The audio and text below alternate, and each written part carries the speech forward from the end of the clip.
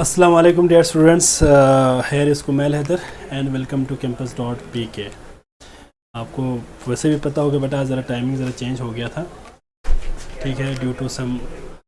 वालेकुम सलाम बेटा, वालेकुम सलाम, वालेकुम सलाम बेटा, वालेकुम सलाम। अच्छा जी, पर ठीक है बेटा, वालेकुम सलाम सबके लिए, वालेकुम सलाम बेटा, ठीक है, मैंने सबको जवाब दे दिया है। अब ज़रा मैं लेक्चर ज़रा स्टार्ट करता हूँ बेटा जी। तो आज हम बेटा लास्ट टॉपिक पढ़ेंगे चैप्टर नंबर 3 के, unit number 3, that is battery change हो रहा है बेटा, that is electron affinity. Electron affinity, ठीक है बच्चे जी, हो गया। अच्छा बेटा, तो आज हम लास्ट टॉपिक को पढ़ेंगे इस चैप्टर नंबर 3 के, unit number 3, according to NUMS and according to UHS syllabus. तो आयनाइजेशन एनर्जी को हमने लास्ट टाइम डिस्कस किया था बेटा डिटेल में, ठीक है, और आज हम पढ़ेंगे इलेक्ट्रॉन एफिनिटी को। तो बेटा याद रखिएगा कि electron affinity is the amount of energy that is released when an electron is added into the valence shell of an isolated gaseous atom। अगर आपके पास एक आइसोलेटेड गैसियस एटम है और अगर आप उसके अंदर इलेक्ट्रॉन को ऐड कर रहे हैं तो जो अमाउंट ऑफ एनर्जी रिलीज होगी दैट इज नोन एज, क्या होगा बच्चे, इलेक्ट्रॉन एफिनिटी। तो हम सिंपल कह सकते हैं बेटा कि electron affinity is also known as electron gain enthalpy. It is also known as electron gain enthalpy भी कहते हैं, इंथैल्पी, ठीक है बच्चे। बेसिकली याद रखिएगा, it is the measure of the attraction of the nucleus for the extra electron. Extra electron को अपनी तरफ अट्रैक्ट करने की जो न्यूक्लियस की एबिलिटी है that is also known as electron affinity. उसको हम इलेक्ट्रॉन एफिनिटी कहते हैं, ठीक है बच्चे। तो याद रखिएगा, measure of the, it is also known as the measure of the attraction of nucleus for extra electron that is known as electron affinity। इसको हम क्या कहते हैं बेटा, इलेक्ट्रॉन एफिनिटी कहते हैं। आपको नजर आ रहा है ना बेटा इसमें बोर्ड पे जो लिख रहा हूं जी, लाइट तो नहीं नजर आ रहा है बेटा, क्लियर है ना, ठीक है। अच्छा जी, तो याद रखिएगा बेटा कि इलेक्ट्रॉन एफिनिटी, हमारे पास जो इलेक्ट्रॉन एफिनिटी है, लेट अज्यूम, याद रखिए जरा बच्चे, इलेक्ट्रॉन एफिनिटी की हम बात करते हैं बेटा। तो इलेक्ट्रॉन एफिनिटी हमारे पास दो केसेस हम स्टडी करेंगे एमसीक्यूज के हवाले से बच्चे। नंबर 1, याद रखिएगा तमाम के तमाम एटम्स के अंदर जो फर्स्ट, याद रखिएगा बेटा कि जो इलेक्ट्रॉन एफिनिटी है किसी भी एटम के लिए, तो याद रखिएगा बेटा जो फर्स्ट इलेक्ट्रॉन एफिनिटी है दैट इज ऑलवेज क्या होगा बेटा, एक्सोथर्मिक। तो यहां पे ये बात याद रखिएगा बेटा कि जो इलेक्ट्रॉन एफिनिटी है किसी भी first electron affinity of an atom, तो याद रखिएगा बेटा first electron affinity for any atom that will always exothermic, क्या होगा बेटा, हमेशा एक्सोथर्मिक, ठीक है बच्चे। और अगर हम बात करते हैं इलेक्ट्रॉन एफिनिटी या सेकेंड इलेक्ट्रॉन एफिनिटी की अगर हम बात करें तो ये हो जाएगा बेटा आपके पास एंडोथर्मिक। अब मैं इसके रीजन बताने लगा हूं बेटा, ठीक है बच्चे, अब मैं इसके रीजन बताने लगा हूं। रीजन यहां जरा बोर्ड पे देखे जरा बच्चे, सारे बोर्ड पे देखे जरा सारे जी। याद रखिएगा कि first electron affinity is exothermic while the second electron affinity is endothermic, ठीक है बच्चे। फॉर एग्जांपल यहां पे जरा मेरी बात जरा गौर से सुने बेटा जरा, अगर हम फर्स्ट इलेक्ट्रॉन एफिनिटी की बात करते हैं, फर्स्ट इलेक्ट्रॉन एफिनिटी, ठीक है बच्चे, इसकी अगर हम बात करें तो याद रखिएगा एटम अपने आप को स्टेबल करने के लिए क्या करते हैं बेटा, इलेक्ट्रॉन को गेन करते हैं। इलेक्ट्रॉन को क्या करते हैं बच्चे, गेन करते हैं। जाहिर बात है, फॉर एग्जांपल हमारे पास हेलोजेंस है, तो हेलोजन के वैलेंस शेल में 7 इलेक्ट्रॉन है, 7 इलेक्ट्रॉन्स है। They need only 1 electron to complete their octet in order to become a stable. तो इसलिए हमें क्या करना पड़ेगा बेटा, इसमें एटम क्या करेगा बेटा, प्रीफर करेगा कि वो एक इलेक्ट्रॉन को गेन करे। जी बच्चे, जी बच्चे, आप इलेक्ट्रॉन को गेन करेंगे तो वो स्टेबल हो जाएंगे। इसलिए अपने आप को स्टेबल बनाने के लिए वो अपनी एनर्जी को कम कर देती है बेटा, और इलेक्ट्रॉन गेन करके अपनी एनर्जी कम करने के बाद अपनी स्टेबिलिटी को इंक्रीज कर देती है। तो फर्स्ट इलेक्ट्रॉन ऐड हो जाए, फॉर एग्जांपल हमारे पास लेट अज्यूम क्लोरीन है, इसने एक इलेक्ट्रॉन गेन कर लिया, ठीक है बच्चे, और फॉर एग्जांपल हम बात करते हैं स्टेबिलिटी की, तो एक इलेक्ट्रॉन गेन करने के बाद इसके ऑक्टेट हो गए कंप्लीट और ये स्टेबल हो गया। अगर आप एक और इलेक्ट्रॉन को भी इसके अंदर ऐड करना चाहें, अब होगा क्या कि एटम तो स्टेबल हो गया था, ठीक है, मजीद जो एक्स्ट्रा इलेक्ट्रॉन आप ऐड करेंगे, उस इलेक्ट्रॉन को जो आपने ऑलरेडी ऐड किया हुआ है जो इलेक्ट्रॉन है वो उसको रिपेल करना शुरू कर देंगे। जब वो रिपेल करेंगे तो वो इलेक्ट्रॉन उसके अंदर ऐड नहीं हो सकता आसानी से, तो आपको उस इलेक्ट्रॉन को ऐड करने के लिए एनर्जी देनी पड़ेगी। इसलिए जो सेकेंड इलेक्ट्रॉन एफिनिटी होगा बेटा, याद रखिएगा, वो हमेशा एनर्जी क्या होगी जी बच्चे, बिल्कुल इलेक्ट्रॉन इलेक्ट्रॉन रिपल्शन को ओवरकम करने के लिए एनर्जी देनी पड़ती है। तो यहाँ पे बात क्लियर हो गया बेटा, सब यहाँ पे उनको पता, आप सबको याद भी है, क्लियर भी है। तो हम यहाँ पे कह सकते हैं कि electron affinity for the second electron affinity की अगर हम बात करें तो यहाँ पे क्या होगा बेटा, electron electron repulsion, electron repulsion को खत्म करने के लिए रिएक्शन को हमें एटम को हमें एनर्जी देनी पड़ती है ताकि वो इलेक्ट्रॉन को अपने अंदर ऐड कर सके। ठीक है बच्चे,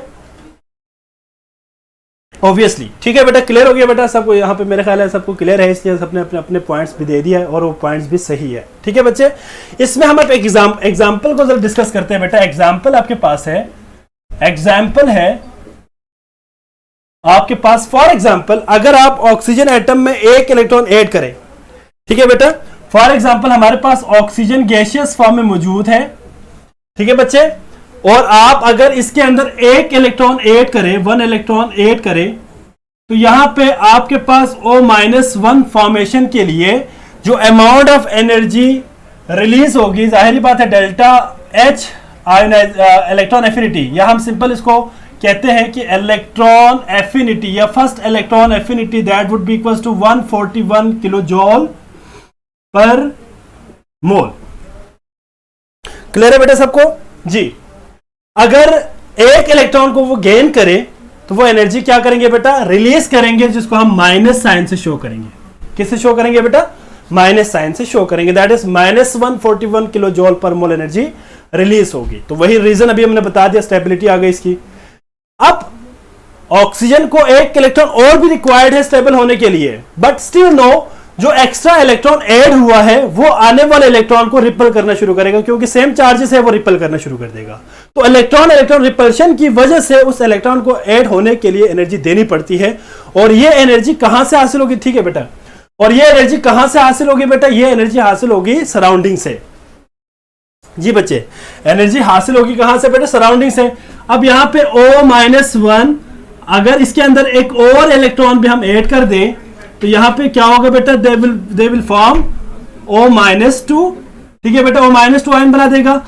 और यहां पे जो इलेक्ट्रॉन एफिनिटी है that is second electron affinity, इसकी वैल्यू होगी that is about plus 730, I think so 780 kilo joule per mole energy यहां पे रिक्वायर्ड होगी। ठीक है बेटा, 780 kilo joule per mole energy is required to overcome the repulsive forces between electron which is already present in an atom and the electron which is coming या उसको हम कह सकते हैं electron which is the extra electron coming from the surrounding atoms, या surrounding से, या surrounding atom से अगर कोई इलेक्ट्रॉन इसके अंदर ऐड हो रहा है तो उसको रिपल कर, जब वो रिपल करेंगे तो उस रिपल्शन को खत्म करने के लिए, कम करने के लिए, ओवरकम करने के लिए हमें एनर्जी देनी पड़ती है। ठीक है बच्चे, कुछ फैक्टर्स हैं, उन फैक्टर्स को हम देखेंगे बच्चे। नंबर 1, वही बात है जो हमने आयोनाइजेशन एनर्जी में बात की थी बेटा, इसकी हम बात करेंगे। नो बेटा क्या कह रहे हो कश्यप बेटा, फ्लोरीन की हाईएस्ट इलेक्ट्रॉन एफिनिटी नहीं होती बेटा, फ्लोरीन की हाई इलेक्ट्रॉन एफिनिटी नहीं होगी, क्लोरीन की ज्यादा होगी, वो हम डिस्कस करेंगे अभी। जी बच्चे, अब आप जरा यहां पे देखिए factor number 1, effective nuclear charge. अगर हम बात करते हैं इलेक्ट्रॉन एफिनिटी का relation with effective nuclear charge, तो याद रखिएगा इफेक्टिव न्यूक्लियर चार्ज के साथ ये डायरेक्टली प्रोपोर्शनल है। इफेक्टिव न्यूक्लियर चार्ज के साथ ये डायरेक्टली प्रोपोर्शनल है। जाहिर बात है न्यूक्लियस की जितनी ज्यादा अट्रैक्शन होगी उतनी ज्यादा आसानी से इलेक्ट्रॉन ऐड हो सकेंगे, पहली बात। दूसरी बात क्या है बच्चे, अगर हम बात करते हैं इलेक्ट्रॉन एफिनिटी का रिलेशन देखें विथ एटॉमिक साइज, अगर हम साइज के साथ इसका रिलेशन देखें साइज ज्यादा हो जाए 1 एटॉमिक साइज, तो याद रखिएगा बेटा ये इनवर्सली प्रोपोर्शनल होंगे। ठीक है बेटा एटॉमिक साइज के हिसाब से इलेक्ट्रॉन एफिनिटी इनवर्सली प्रोपोर्शनल है। और third point, electron affinity is also inversely proportional to the shielding effect. जितनी ज्यादा शील्डिंग इफेक्ट हो, एटॉमिक रेडियस वही बात है बेटा, एटॉमिक रेडियस हम यहाँ पे एटॉमिक साइज के तौर पे यहाँ पे लिया हुआ है। ठीक है बेटा, शील्डिंग इफेक्ट जितनी ज्यादा हमारे पास होगी बेटा, याद रखिएगा इलेक्ट्रॉन एफिनिटी उतनी ज्यादा होगी। एक और पॉइंट भी ऐड करें बेटा इसके अंदर फैक्टर के तौर पे, electron affinity is inversely proportional to the stable electronic configuration. Stable electronic configuration, अब आपको मैंने पहले भी कहा था अगर इलेक्ट्रॉनिक कॉन्फ़िगरेशन स्टेबल है तो उसको मजीद इलेक्ट्रॉन ऐड करने की भी जरूरत नहीं है, आयनाइजेशन एनर्जी में इलेक्ट्रॉन लॉस करने की भी जरूरत नहीं है अगर उसकी इलेक्ट्रॉनिक कॉन्फ़िगरेशन स्टेबल हो। तो इसके साथ भी क्या होगा बेटा, इनवर्सली प्रोपोर्शनल होंगे। ट्रेंड्स की बात करते हैं बेटा,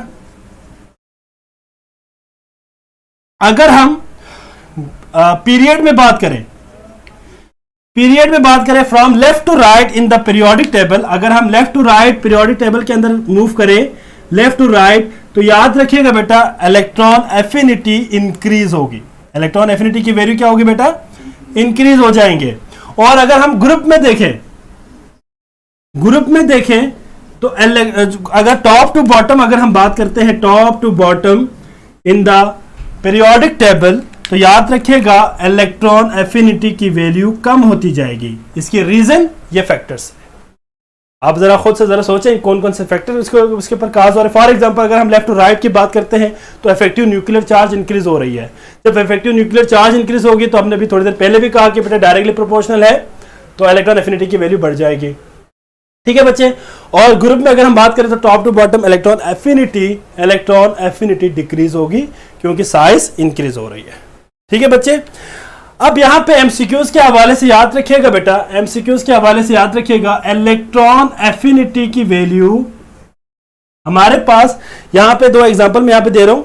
हाई किन की होगी बेटा, याद रखिएगा इलेक्ट्रॉन एफिनिटी की वैल्यू, याद रखिएगा बेटा ग्रुप नंबर 7A उनकी सबसे हाई इलेक्ट्रॉन एफिनिटी होगी बेटा। ठीक है बच्चे, इलेक्ट्रॉन एफिनिटी की वैल्यू किसकी होगी बेटा सबसे ज्यादा, ग्रुप 7A की सबसे ज्यादा होगी। 7A की सबसे ज्यादा क्यों होगी बेटा, जी कौन बताएगा 7A ग्रुप के अंदर इलेक्ट्रॉन एफिनिटी की वैल्यू क्यों ज्यादा होगी? जी बच्चे जल्दी से बताएं कि ग्रुप 7A की इलेक्ट्रॉन एफिनिटी ज्यादा क्यों होगी? ऑब्वियसली ना बेटा कि उनके अंदर उनको एक इलेक्ट्रॉन की रिक्वायरमेंट है to complete their octet and become stable, इसलिए उनकी इलेक्ट्रॉन एफिनिटी बाकी तमाम ग्रुप से, बाकी तमाम एलिमेंट से ज्यादा होती है। ठीक है बेटा, साइज स्मॉल की बात नहीं बेटा, इसमें बात होगी स्टेबल होने के लिए और यहाँ पे एक इलेक्ट्रॉन की रिक्वायरमेंट है, एक इलेक्ट्रॉन की रिक्वायरमेंट। आंसर इसका ये है बेटा, रीजन ये है एक इलेक्ट्रॉन रिक्वायर्ड है उनको स्टेबल होने के लिए।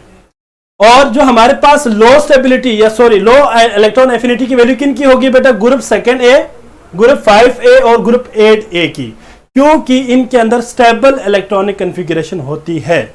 किसी में हाफ फिल्ड सबशेल्स होते हैं, किसी में कंप्लीटली फिल्ड सबशेल्स होते हैं, इसलिए इनके अंदर लो। आप एमसीक्यूज के हवाले से याद रखिएगा बेटा, आपसे एमसीक्यूज पूछ सकते हैं कि विच one of the following group have highest electron affinity, तो आपने हमेशा बताना है बेटा ग्रुप 7A।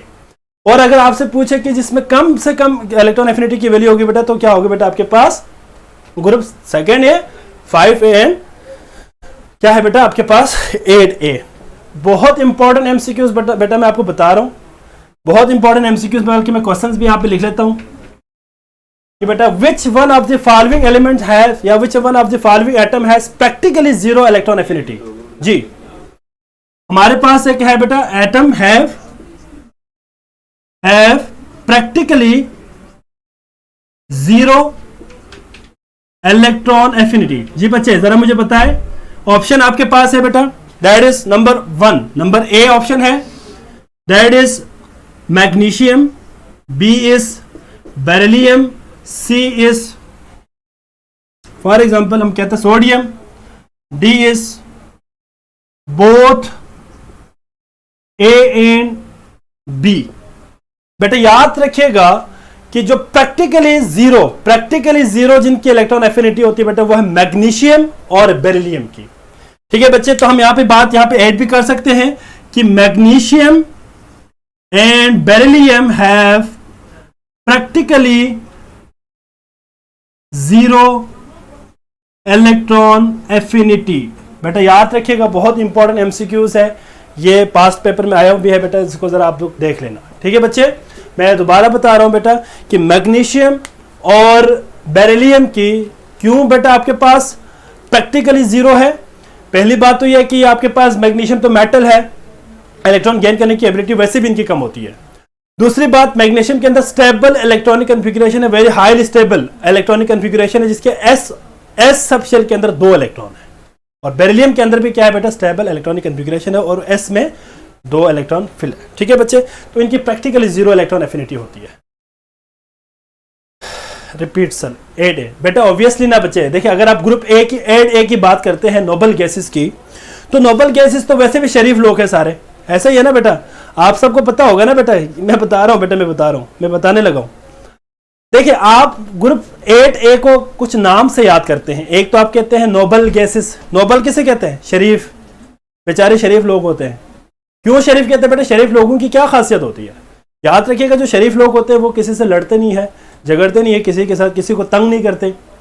तो ये जो ग्रुप 8A एलिमेंट्स है ये बहुत ज्यादा नोबल है, बहुत ज्यादा शरीफ है, ये किसी के साथ रिएक्ट नहीं करती, ऑर्डिनरी कंडीशंस पे किसी के साथ रिएक्ट नहीं करती, किसी को तंग नहीं करती। अगर आप इसको बाय फोर्स कंडीशंस दे दे तो फिर वो रिएक्शन करेगी। अगर वही बात होगी ना, किसी शरीफ को ज्यादा तंग करे, ज्यादा गुस्सा दिलाए, तो जाहिर बात है वो तुम्हारे सर फोड़ देंगे। ठीक है बेटा, तो सर या जाहिर बात है उसको गुस्सा दिलाए तो ऑब्वियसली वो आपको क्या करेंगे, तंग करेंगे। तो ग्रुप 8A बेसिकली बहुत ज्यादा शरीफ लोग हैं सारे के सारे, helium, neon, argon, krypton, xenon, सारे रैंडम वगैरह सारे के सारे शरीफ लोग हैं। इनको अगर आप वैसे तंग करें तो ये रिएक्ट नहीं करते, अगर आप ज्यादा तंग करें तो फिर वो रिएक्शन शो करती है। ठीक है बच्चे, हाँ जी, क्लियर हो गया बेटा। तो ये एमसीक्यूज के हवाले से याद रखिएगा, मैग्नीशियम और बेरिलियम के अंदर stable electronic configuration, highly stable electronic configuration होने की वजह से इलेक्ट्रॉन एफिनिटी इनकी कम होगी। अगर आपको याद हो तो मैंने कल आपको लास्ट टाइम बताया था कि बेरिलियम की मैक्सिमम इलेक्ट्रॉन एफिनिटी होती है, कहा तो नहीं कहा था। शरीफ लोग करप्ट होते बेटा, अब्दुल हादी समझ ले कि मैं नोबल गैसेस भी आपकी तरह, आप समझ ले कि ये भी करप्ट है। करप्ट आप किसको नहीं कह सकते यार। ठीक है बच्चे, क्लियर हो गया सबको यहां तक पॉइंट बेटा। अब एमसीक्यूज के हवाले से कुछ पॉइंट्स को मैं यहां पे डिस्कस करने लगा हूं। उन एमसीक्यूज पॉइंट्स को आपने याद रखने बेटा, आज आपका एफएलपी का पेपर भी है, चैप्टर नंबर 5 कंप्लीट है और अभी का लेक्चर भी शामिल होना है, तो इसलिए मैं बार बार कह रहा हूं कि आप लोग एमसीक्यूज को अच्छी तरह समझते जाए। क्या करें बेटा, ग्रुप 8, 7 वो हेलो कहते, हाँ हेलोजन कहते हैं बेटा, हेलो ग्रुप कहते हैं। ठीक है यार, तुम ये तो सबको पता है ना बेटा। अच्छा, कुछ एबनॉर्मेलिटीज है, एबनॉर्मेलिटीज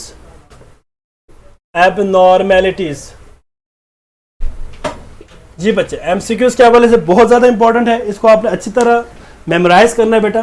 ठीक है, जिसमें आपके पास नंबर 1 है बेटा, that is carbon and sulphur. Carbon और सल्फर को हम देखेंगे, कार्बन और सल्फर को बेटा, ठीक है, नंबर 1। और नंबर 2 हम देखेंगे नाइट्रोजन और फास्फोरस को। ठीक है बच्चे। नंबर 3 हम देखेंगे ऑक्सीजन और सल्फर को। नंबर 4 हम देखेंगे बेटा फ्लोरीन एंड क्लोरीन। ठीक है बच्चे, तो बेटा याद रखिएगा इनकी इलेक्ट्रॉन एफिनिटी की वैल्यू की जो ऑर्डर होगी वो कुछ इस तरह से होगी। कार्बन से सल्फर की ज्यादा इलेक्ट्रॉन एफिनिटी होगी बेटा, फास्फोरस से नाइट्रोजन की ज्यादा होगी, ऑक्सीजन से सल्फर की ज्यादा होगी बेटा, और ये इलेक्ट्रॉन एफिनिटी की वैल्यू फ्लोरीन से ज्यादा क्लोरीन की होगी।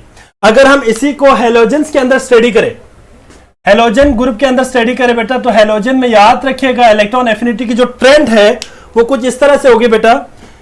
याद रखिएगा दैट इज सबसे ज्यादा मैक्सिमम क्लोरीन के लिए, इसके बाद ब्रोमीन के लिए, इसके बाद आपके पास आएगा that is fluorine and the last one will be iodine. तो इसकी जो ट्रेंड है वो कुछ इस तरह से होगी, chlorine is greater than bromine, bromine is greater than fluorine, fluorine is greater than iodine. तो ये बेटा आप एमसीक्यूज के हवाले से याद रखिएगा। और एक बहुत इंपॉर्टेंट एमसीक्यूज रास की बात मैं आपको बताने लगा हूं बेटा, एक रास की बात, इस रास की बात को आपने याद रखनी है। दैट इज कि बेटा याद रखिएगा पूरे पीरियोडिक टेबल में जितने भी एलिमेंट्स हैं उन सब में सबसे मैक्सिमम इलेक्ट्रॉन एफिनिटी, अभी थोड़ी देर पहले भी मैंने कहा बेटा, दैट इज क्लोरीन। और सबसे मिनिमम इलेक्ट्रॉन एफिनिटी होगी बेटा सीजियम की। तो एमसीक्यूज के हवाले से याद रखिएगा, सीजियम आ जाए तो मिनिमम इलेक्ट्रॉन एफिनिटी, और अगर मैक्सिमम आए तो किसकी बेटा, मैक्सिमम आए तो किसकी होगी बेटा ज्यादा, हाँ जी क्लोरीन की। अब एक सवाल, मेरा भी आपसे एक सवाल है, अभी थोड़ी देर पहले हमने बात की थी कि ग्रुप में टॉप टू बॉटम अगर हम आ जाए तो इलेक्ट्रॉन एफिनिटी डिक्रीज होगी, कहा था नहीं कहा था? लेकिन इसके अंदर अगर आप देखें जरा, फ्लोरीन, क्लोरीन, ब्रोमीन, आयोडीन, होना तो यह चाहिए था कि फ्लोरीन के सबसे ज्यादा इलेक्ट्रॉन एफिनिटी होना चाहिए था, इलेक्ट्रॉन एफिनिटी फ्लोरीन के ज्यादा होना चाहिए था, लेकिन फ्लोरीन की इलेक्ट्रॉन नेगेटिविटी क्लोरीन से कम है। ग्रुप में टॉप टू बॉटम आप अगर देखें, टॉप टू बॉटम देखें तो यहां पे डिक्रीज की बात हमने की थी, पहले डिक्रीज होगी हमने कहा था, ठीक है, हमने कहा था डिक्रीज होगी।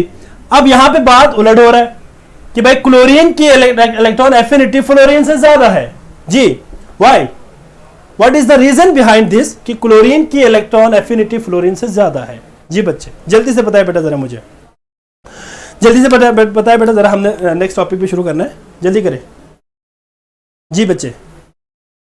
हाँ सही था बेटा, रास की बात मैंने बता दी आपको, ठीक है, ये रास की बात थी, पेपर में आए तो लिखना है, ठीक है, वहां पे ये ना कहना कि ये रास की बात थी, पेपर में आए तो आपने वहां पे लिखना है, ये पेपर के लिए रास नहीं है, बाकियों के लिए राज है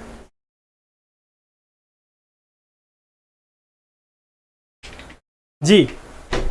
फ्लोरीन में वेरी गुड बच्चे तैयबा, वेरी गुड बेटे Tayyaba. The authentic reason is कि फ्लोरीन के अंदर थिक इलेक्ट्रॉनिक क्लाउड होती है। वेरी गुड बेटा तैयबा, वेरी गुड तैयबा बेटा, वेरी गुड अरफा बेटा, very good. Thick electronic cloud and small size, ठीक है जी जी, बिल्कुल शीजा बेटा, आपने मेरी बात आपने जो है बता दिया, ठीक है बेटा। Small size and thick electronic cloud की वजह से फ्लोरीन की electron affinity as compare to chlorine कम होती है। खैर यहां तक हमारी बात हो गई बेटा इलेक्ट्रॉन एफिनिटी के हवाले से। आप सबको क्लियर हो गया बेटा इलेक्ट्रॉन एफिनिटी क्या है? अगर यहां से कोई एमसीक्यूज आ जाए तो आप कर लोगे ना पेपर में बेटा?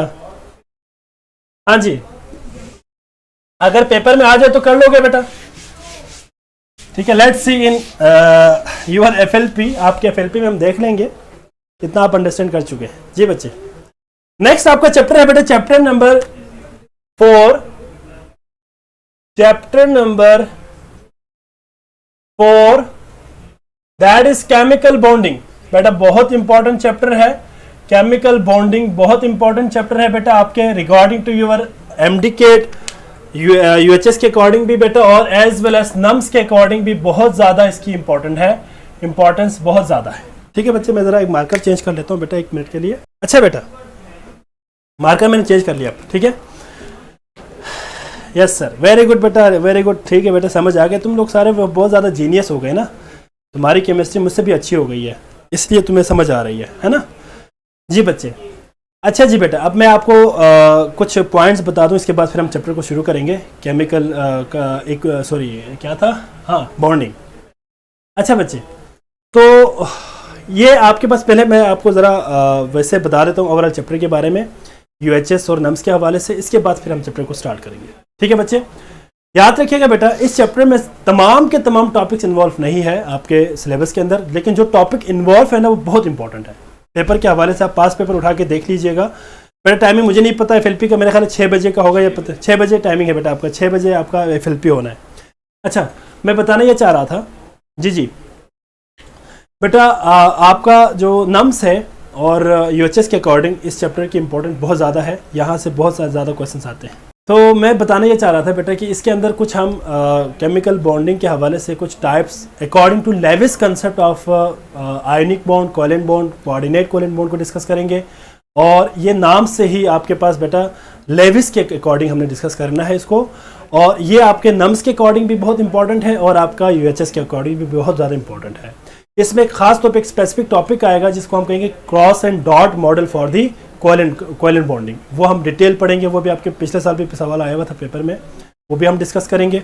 और इसके बाद आपका जो है नम्स के अकॉर्डिंग, ये आपका यूएचएस के अकॉर्डिंग नहीं होगा, नम्स के अकॉर्डिंग आपने पढ़ना है वैलेंस शेल इलेक्ट्रॉन पे रिपल्जन थ्योरी को, वैलेंस बॉन्ड थ्योरी को, हाइब्रिडाइजेशन को, और last one that is MOT molecular orbital theory. ये 4 नम्स के अकॉर्डिंग इंपॉर्टेंस ज़्यादा है, यूएचएस में इतनी ज़्यादा इसकी इंपॉर्टेंस नहीं है। और लास्ट टॉपिक होगा आपका bond energy and dipole movement, ये दोनों में इंपॉर्टेंट है। ठीक है बच्चे, तो हम वन बाय वन सब कुछ डिस्कस करेंगे बेटा। तो हम सबसे पहले देखते हैं कि व्हाट इज केमिकल बॉन्ड। जी, chemical bond is basically the force which bind the atom together in a molecule और अ कंपाउंड, किसी भी मॉलिक्यूल के अंदर या कंपाउंड। जी जी, बेरिलियम की आयनाइजेशन एनर्जी की वैल्यू ज्यादा है ना बेटा। जी जी, बेरिलियम देख बेटा, तलहा बेटा, मैंने आपको यही बताया था कि जब इसकी आयनाइजेशन एनर्जी मैक्सिमम होगी तो इलेक्ट्रॉन एफिनिटी प्रैक्टिकली जीरो होगी। वो मैंने आपको यहाँ पे प्रैक्टिकली जीरो की बात की थी बेटा। टॉपिक मैं आपको बता दूंगा ना, साथ साथ मैं जब लिखूंगा तो आपको क्लियर हो जाएंगे, साथ साथ खुद नोट कर ले। अगर मैं टॉपिक को पहले लिखूं इसके बाद टॉपिक एक्सप्लेन करना शुरू करूं तो फिर ये बड़ा लंबा टाइम पड़ जाएगा। साथ साथ जो टॉपिक मैं यहाँ पर लिखवा रहा हूँ बेटा आपका, आप ये फिक्र ना करें कि आपका कोई भी चैप्टर से कोई भी टॉपिक आप यहाँ पे हम स्किप नहीं करेंगे, सारे पढ़ेंगे। ठीक है, जो जो आपके नम्स के अकॉर्डिंग है, जो आपके यूएचएस के अकॉर्डिंग है, सारे टॉपिक्स पढ़ेंगे, आप परेशान ना हो। ठीक है ना बिहा बेटा। हाँ जी, मैं साथ साथ बता देता हूँ ना कि आपको नम्स के अकॉर्डिंग है, ये यूएचएस के अकॉर्डिंग है। जी, केमिकल बॉन्डिंग की अगर हम अभी हमने बात की बेटा कि वो फोर्स है जो किसी भी एटम को आपस में जोड़ के रखते हैं इन अ मॉलिक्यूल और इन अ कंपाउंड, किसी कंपाउंड के अंदर या मॉलिक्यूल के अंदर अगर वो एटम को होल्ड टुगेदर रखे, that is known as chemical bonding. ठीक है बेटा, अब सवाल ये पैदा होता है कि भाई एटम बॉन्ड क्यों बनाते हैं। एटम बॉन्ड बनाने की वजह यह है कि वो अपने आप को स्टेबल करने के लिए, हमारी केमिस्ट्री के अंदर एक नारा चलते है बेटा, नारा। ठीक है ना, जी भुट्टो वाले ने नारा नहीं बेटा, यहाँ पे एक और नारा हमारे पास है यहाँ पे केमिस्ट्री के अंदर। वो नारा ये है कि minimum the energy maximum will be the stability. ठीक है बच्चे, किसी भी एटम के हवाले से अगर हम बात करते हैं तो जितनी कम एनर्जी होगी उतनी ज्यादा उसकी, बेटा मैं किसी और दिन बताऊंगा आपको एडमिशन कब से होगा और आईएमसी वगैरह के, वो अभी टाइम है, अभी उन्होंने कोई ड्यू डेट नहीं दिया, अभी टाइम बहुत है। मैं आपको बताना ये चाह रहा था कि minimum the energy maximum will be the stability and vice versa, ये हमारे केमिस्ट्री के अंदर नारा चलता है। ठीक है बच्चे, तो याद रखिएगा कि अगर किसी भी एटम की एनर्जी कम होगी, एनर्जी अगर कम होगी तो स्टेबिलिटी उतनी ज्यादा होगी एंड वाइस वर्सा। मतलब आप कह सकते हैं बेटा कि एनर्जी ज्यादा हो जाए तो स्टेबिलिटी कम हो जाएगी, एनर्जी कम होगी तो स्टेबिलिटी बढ़ जाएगी।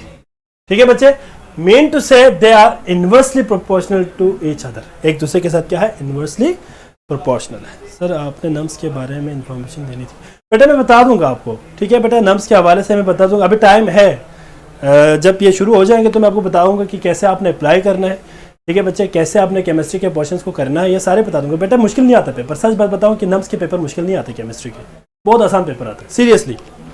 अगर आप जरा थोड़ा बहुत मेहनत कर लेना बेटा, आपके नम्स क्लियर होना है। और मैंने आपको पहले भी कहा कि नम्स में जाना आसान है एज कम्पेयर टू यूएचएस। जो आपका एमडीकेड है ना, यूएचएस के जो है मेरिट लिस्ट पे आना बड़ा मुश्किल है, नम्स का आसान है। नम्स में बहुत लाइफ भी बहुत मजे का है। नम्स में जो बच्चा जाता है ना, मेडिकल आर्मी मेडिकल कोर में जो बच्चे जाते हैं नम्स के थ्रू आर्मी में, तो वो उनकी लाइफ स्टाइल बहुत कमाल होती है। ठीक है बेटा, अगर ज़िंदगी में जो है ना, दुनिया में अगर जन्नत देखना है ना तो बेटा आर्मी में जाना। ठीक है, आर्मी ऑफिसर बनना।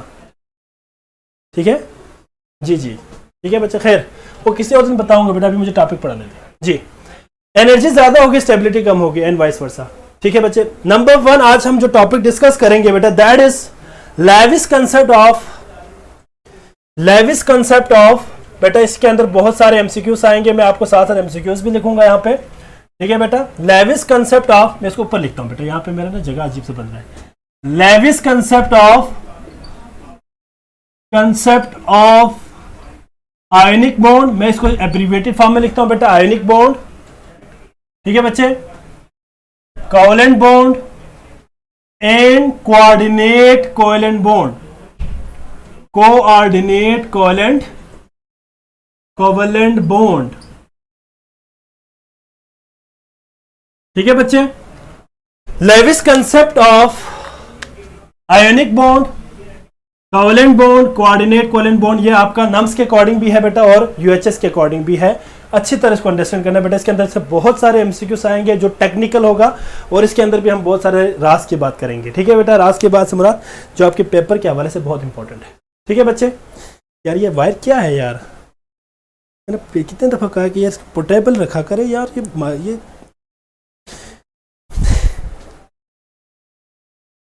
यार पाँव के नीचे आ रहा है सारा। अच्छा जी, सॉरी बेटा। तो फिर भी बेरिलियम की आयोनाइजेशन एनर्जी क्यों है जबकि, वेरी गुड क्वेश्चन बेटा, वेरी गुड क्वेश्चन, बड़ा अच्छा सवाल किया बेटा तलहा, बड़ा अच्छा सवाल किया बेटा। अब तो बहुत जीनियस हो गया है भाई, बड़े कमाल के सवाल किया इसने बेटा। बात सही है, स्टेबिलिटी अगर हम देखें तो इसकी स्टेबल इलेक्ट्रॉनिक कॉन्फ़िगरेशन तो है, आयोनाइजेशन एनर्जी कम होनी चाहिए थी, ऐसे ही कह रहे हो तुम बेटा। याद रखिएगा कि जो बेरिलियम है ना उसका साइज बहुत स्मॉल है। ठीक है, बेरिलियम 4 एटॉमिक नंबर है, साइज बहुत स्मॉल है इसका। तो उस बेचारे के पास वैसे भी उसके पास 4 इलेक्ट्रॉन, सॉरी 4 इलेक्ट्रॉन इसके पास, टोटल 4 इलेक्ट्रॉन है। अगर आप उसको भी निकालना चाहे तो निकाल तो सकते हैं। बेरिलियम देखिए बेटा, बेरिलियम 2 इलेक्ट्रॉन तक लॉस कर सकते हैं, लेकिन आपको उसको एनर्जी ज्यादा देनी पड़ती है, एनर्जी देनी पड़ेगी, अदरवाइज वो रिएक्शन कभी भी अपने इलेक्ट्रॉन लॉस नहीं कर सकते अगर आप जब तक एनर्जी नहीं देंगे। इसीलिए तो आपको मैंने बताया ना बेटा कि मैक्सिमम आयोनाइजेशन एनर्जी से मुराद ये है कि इसकी आयोनाइजेशन एनर्जी की वैल्यू ज्यादा होगी, मतलब आप उसको एनर्जी ज्यादा देनी पड़ेगी ताकि इलेक्ट्रॉन निकाले वहां से।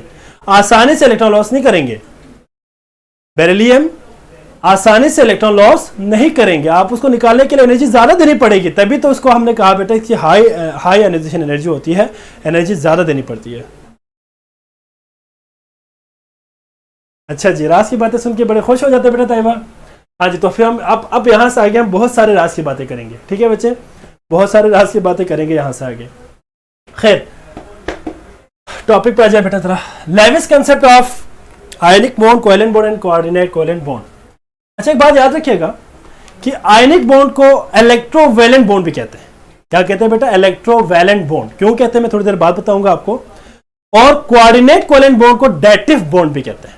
ये जरा नाम याद रखिएगा, ठीक है। कभी कभार वो नाम चेंज करके पूछते हैं, फिर बच्चे कहते हैं हमने कभी जिंदगी में नहीं सुना नाम इनके, ये कहां से आ गया। ठीक है बच्चे। अच्छा जी, तो यहां देखिए बच्चे, जरा बोर्ड पे देखें। Number 1 is the ionic bond. नजर आ रहा है बेटा आपको बोर्ड? ठीक है। आयोनिक बॉन्ड, मैंने अभी थोड़ी देर पहले कहा बेटा कि आयोनिक बॉन्ड को हम इलेक्ट्रोवैलेंट बॉन्ड भी कहते हैं। क्या कहते हैं बच्चे? Electrovalent bond, also known as electrovalent bond. क्यों कहते हैं मैं थोड़ी देर बाद बताऊंगा बेटा। याद रखिएगा कि ionic bond is form when complete transfer of electron from one atom to another atom takes place. Obviously एक एटम अपना पूरा इलेक्ट्रॉन लॉस कर देंगे और एक एटम उस इलेक्ट्रॉन को गेन करेंगे। तो इस टाइप के बॉन्डिंग को हम क्या कहेंगे बेटा? आयनिक बॉन्ड कहेंगे। ठीक है बेटा। तो इसमें हमारे पास क्या होगा बेटा? याद रखिएगा कि हमेशा इसमें by complete transfer of electron, ठीक है, from one atom to the another atom. Number 1। Number 2 point याद रखिएगा बेटा कि आयनिक बॉन्ड हमेशा एक मेटल का किसी नॉन मेटल के साथ बनेगा। ऑब्वियसली हमेशा नॉन मेटल और मेटल के दरमियान क्या होगा बेटा? आयोनिक बॉन्ड होगा। और इसमें एक बात याद रखिएगा कि नेसेसरी कंडीशन में याद रखिएगा मेटल हमेशा लो आयनाइजेशन एनर्जी होना चाहिए, लो आयनाइजेशन एनर्जी होना चाहिए बेटा, इसकी एनर्जी कम होनी चाहिए। और जो नॉन मेटल है उसकी हाई इलेक्ट्रॉन एफिनिटी होना चाहिए। अब इलेक्ट्रॉन एफिनिटी हमने और आयनाइजेशन एनर्जी को बड़ी डिटेल में पढ़ के आए बेटा। तो याद रखिएगा मेटल के अंदर लो आयनाइजेशन एनर्जी होनी चाहिए और नॉन मेटल के अंदर हाई इलेक्ट्रॉन एफिनिटी होना चाहिए। ठीक है बेटा। तो ये आपके पास क्या बनाएंगे? आयनिक बॉन्ड बनाएंगे। ठीक है बच्चे। इसमें हमारे पास एग्जांपल भी उन्होंने दिया हुआ है। दैट इज, अगर हम बात करते हैं सबसे बेस्ट की, तो ग्रुप फर्स्ट ए एलिमेंट्स और ग्रुप 7A एलिमेंट्स के दरमियान बेस्ट आयनिक बॉन्ड बनेगा। जी जी बच्चे, मैंने भी अभी यही बता दिया आपको, मेटल और नॉन मेटल पहले बता दिया बेटा। Daniya, I don't know exact pronunciation क्या है, डैनिया है या दानिया है, आई डोंट नो बेटा, लेकिन मैंने आपको बता दिया डैनिया जो भी है। ठीक है बच्चे। अच्छा जी, अब हम यहां पे बात करते हैं इलेक्ट्रोवैलेंसी। इलेक्ट्रोवैलेंसी अभी हमने बात की बेटा, इसको इलेक्ट्रोवैलेंट बॉन्ड भी कहते हैं। तो बेटा याद रखिएगा, electrovalency is the number of electron transfer from one atom to the another atom. एक एटम से दूसरे एटम में जो नंबर ऑफ इलेक्ट्रॉन को अगर नंबर ऑफ, बेटा आप आपस में बात ना करें ना बेटा, अगर हमारे पास देखिए कोई एटम है वो एक इलेक्ट्रॉन लॉस कर रहा है तो हम कहेंगे इसकी इलेक्ट्रोवैलेंसी क्या है बेटा, 1 है। ये एक इलेक्ट्रॉन उसने लॉस किया है। अगर हम कहते हैं 2 किया है तो हम कहेंगे 2, तो उसको हम मोनोवैलेंट भी कहते हैं, डाईवैलेंट 2 के लिए कहते हैं, ट्राईवैलेंट 3 के लिए कहते हैं। ठीक है बेटा, खैर वो अभी हम एग्जांपल्स में डिस्कस करेंगे। ठीक है बच्चे, तो एक बात अब यहां पे एक राज की बात आ रही है बेटा, एक राज की बात आ रही है जी। अब आप लोग कह रहे थे राज की बात जब आती तो बड़े खुश हो जाते सारे। एक राज की बात आ रही है कि मैक्सिमम नंबर ऑफ इलेक्ट्रॉन, दानिया, ठीक है बेटा दानिया, मैक्सिमम नंबर ऑफ इलेक्ट्रॉन कोई भी एटम अगर लॉस कर सकते हैं ना बेटा, तो वो है 3 से ज्यादा इलेक्ट्रॉन लॉस नहीं कर सकते। ठीक है बच्चे, तो maximum electron transfer is equal to क्या होगा बेटा, 3। ये एमसीक्यूज के हवाले से याद रखिएगा, मैक्सिमम 3 इलेक्ट्रॉन तक लॉस कर सकते हैं, इसकी इलेक्ट्रोवैलेंसी क्या होगी बेटा, 3 होगी, इससे ज्यादा लॉस नहीं कर सकते। ठीक है बच्चे, क्लियर हो गया सबको? हाँ जी, किसी को कोई प्रॉब्लम है तो बता सकते हैं बेटा। और याद रखिएगा आयोनिक बॉन्ड याद रखिएगा बेटा नॉन डायरेक्शनल होती है, नॉन डायरेक्शनल। ठीक है बच्चे, नॉन डायरेक्शनल से मुराद ये है कि फॉर एग्जांपल अगर आपको याद हो तो हमने सोडियम क्लोराइड का स्ट्रक्चर पढ़ के आया था बेटा। एक सोडियम के गिर्द 6 क्लोरीन है, ठीक है, क्लोराइड आयंस है 6। तो मतलब आपके पास इस सोडियम आयन को यहां से भी क्लोरीन अपनी तरफ अट्रैक्ट कर रहा है, यहां से भी कर रहा है, यहां से भी कर रहा है, यहां से भी, यहां से भी। मतलब यह है कि 6 साइड से क्लोरीन उसको अट्रैक्ट कर रही है। तो मल्टी डायरेक्शन से इसकी अट्रैक्शन हो रही है, यूनिडायरेक्शनल नहीं होगी। मतलब आपको यहां पे क्या कहा बेटा, नॉन डायरेक्शन से मुराद क्या है, एक स्पेसिफिक डायरेक्शन नहीं होगी अट्रैक्शन की, वो मल्टी डायरेक्शन से अट्रैक्ट करेगी, इसलिए हम उसको कहते हैं नॉन डायरेक्शनल फोर्स। क्लियर बेटा, गॉट इट जी। कुछ एग्जांपल्स की बात कर लेते हैं, हम एग्जांपल्स की बात कर लेते हैं बेटा। एग्जांपल्स में हमारे पास नंबर 1 है अपना सोडियम क्लोराइड, कॉमन साल्ट, इसके बगैर तो खाने का मजा भी नहीं है। नंबर 2, इसके बाद आपके पास क्या है बेटा, पोटाशियम क्लोराइड है, KCl, sodium sulphate, Na2SO4, calcium chloride वगैरह वगैरह वगैरह वगैरह। ठीक है बच्चे जी, मैक्सिमम एक्सेप्ट भी 3 ही करेगा जी। नहीं बेटा, हाँ मैक्सिमम अगर हम बात करते हैं 3 लॉस की तो 3 गेन ही करेगा ऑब्वियसली। इसमें एक बात याद रखिएगा कि इसमें कोवेलेंट बॉन्ड की बात नहीं हो रही, मैंने आपको पहले भी कहा कि हमारी बात हो रही है सिर्फ आयनिक बॉन्ड की। तो मैक्सिमम जब 3 इलेक्ट्रॉन लॉस कर सकते हैं तो मैक्सिमम 3 इलेक्ट्रॉन ही गेन कर सकते हैं कोई भी एटम। चौथा करने के लिए उसको ड्रास्टिक कंडीशन देनी पड़ेगी जी।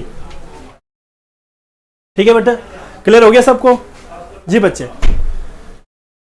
बेटा अभी मैंने आयनिक कैरेक्टर की बात ही नहीं की, अभी आयनिक कैरेक्टर के ऊपर हमने बड़ी डिस्कशन करनी लंबी, उसके अंदर बहुत सारे एमसीक्यूज डिस्कस करना है हमने, उसकी अभी मैं बात नहीं कर रहा। ठीक है बच्चे, क्लियर हो गया सबको? अब जरा अब हम जरा कुछ कंडीशंस को देखेंगे, जिस कंडीशन की बुनियाद पे क्या बनेगा बेटा, कोई भी आयनिक बॉन्ड बनेगा। कंडीशंस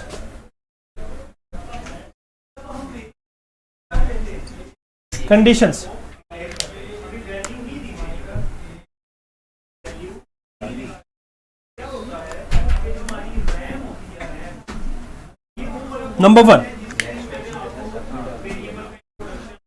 बेटा याद रखिएगा कि कंडीशन नंबर 1 यह है कि हमेशा मेटल हमारे पास क्या होना चाहिए बेटा, लो आयनाइजेशन एनर्जी होना चाहिए। Metal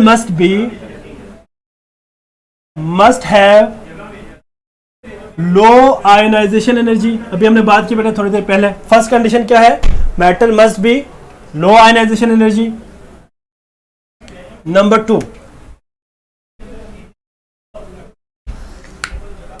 non metal must have high electron affinity। ठीक है बच्चे, ठीक है बेटा, क्लियर हो गया? Non metal must have high electron affinity, और जो आयंस हैं उनकी लैटिस एनर्जी ज्यादा होनी चाहिए।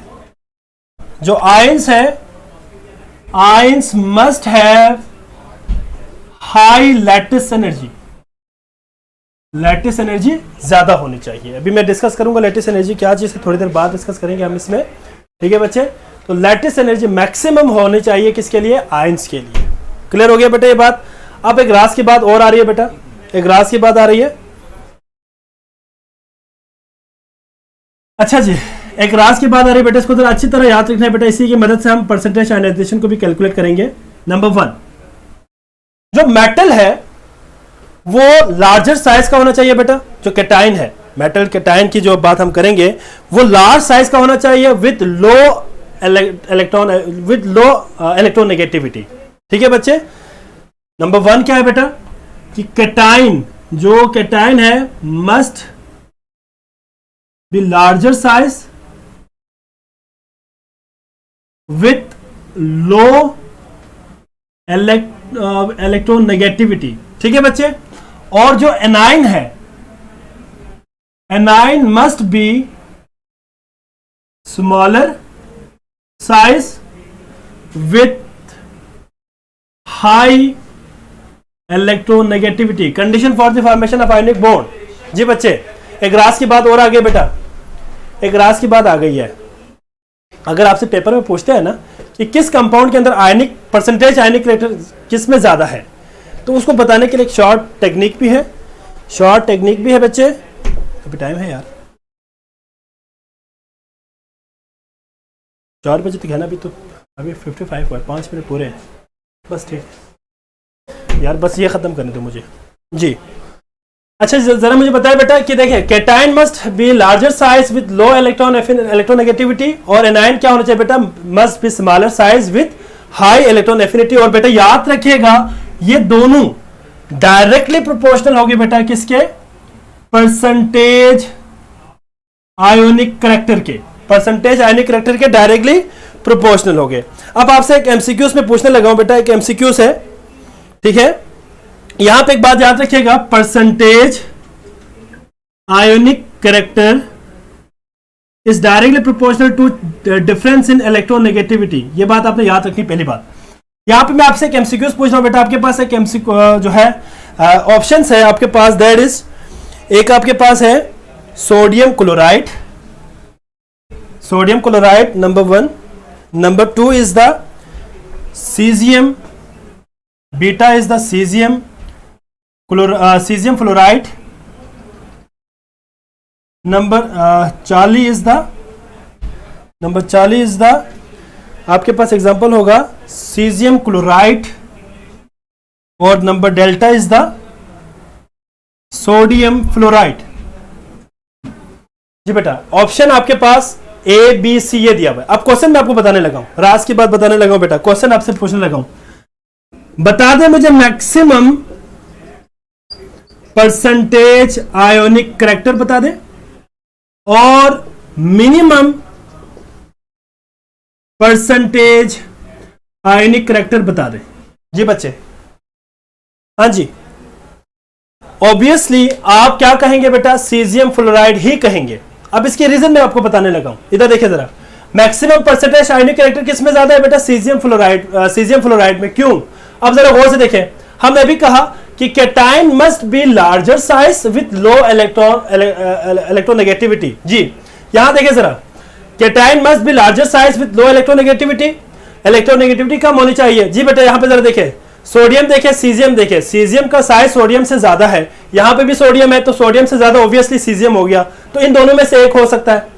अब सेकंड ऑप्शन क्या था, A9 must be smaller, fluorine और क्लोरीन में से स्मॉलर कौन सा है, फ्लोरीन, तो आप कहेंगे fluorine, caesium fluoride is the, क्या बेटा, caesium fluoride is the correct answer. अब नेक्स्ट है मिनिमम परसेंटेज आयनिक कैरेक्टर, अब बता दे जरा, मिनिमम परसेंटेज आयनिक कैरेक्टर, अभी कहा बेटा मिनिमम के लिए क्या था, अभी हमने बता दिया बेटा कि इसके अंदर अब होना क्या चाहिए, कैटाइन स्मॉलर होना चाहिए, एनाइन लार्जर होना चाहिए।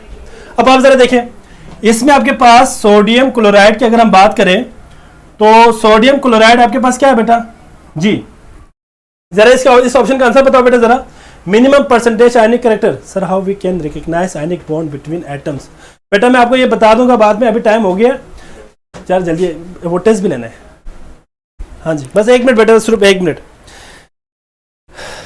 जी बच्चे, टेस्ट नहीं है, चलो फिर वहां वो निकाले यार,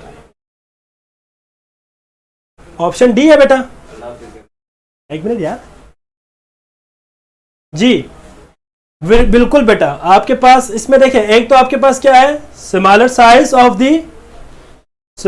of the cation, larger size of the A9, sodium chloride, the correct answer is a, इसके लिए होगा बेटा ए, इसके लिए होगा बी, तो ये आपने याद रखनी है बेटा, अगर आपको पेपर में आ जाए तो आपने ये याद रखना है कि कैटाइन का जो साइज है वो लार्जर हो जाए विथ लो इलेक्ट्रोनेगेटिविटी और एनाइन का साइज स्मॉलर हो विथ हाई इलेक्ट्रोनेगेटिविटी, तो याद रखिएगा उस केस में आपके पास किस में ज्यादा परसेंटेज आयनिक कैरेक्टर होगा बेटा, वो आपने देखना है। और अगर लो आयनाइजेशन या मिनिमम आयनिक कैरेक्टर की अगर हम बात करें तो मिनिमम हमारे पास किस बेटा, वो कोवैलेंट कंपाउंड है, HCl की बात ना करें इसके अंदर सोडियम क्लोराइड है। ठीक है बच्चे, हम यहाँ पे स्टॉप करते हैं, कुछ कल हम लैटिस एनर्जी के हवाले से और कुछ मजीद आयनिक बॉन्ड के हवाले से कुछ टॉपिक है वो हम कल पढ़ेंगे, कुछ डिस्कशन है MCQs के हवाले से। ठीक है बच्चे, तो बेटा यहाँ पे हम स्टॉप कर लेंगे बेटा, आज के लेक्चर के हवाले से अपने रिव्यूज़ लाजमी दे दीजिएगा बेटा, अपने रिव्यूज़ लाजमी दे दें ताकि मुझे आइडिया हो बेटा आप लोगों को कितना समझ आया।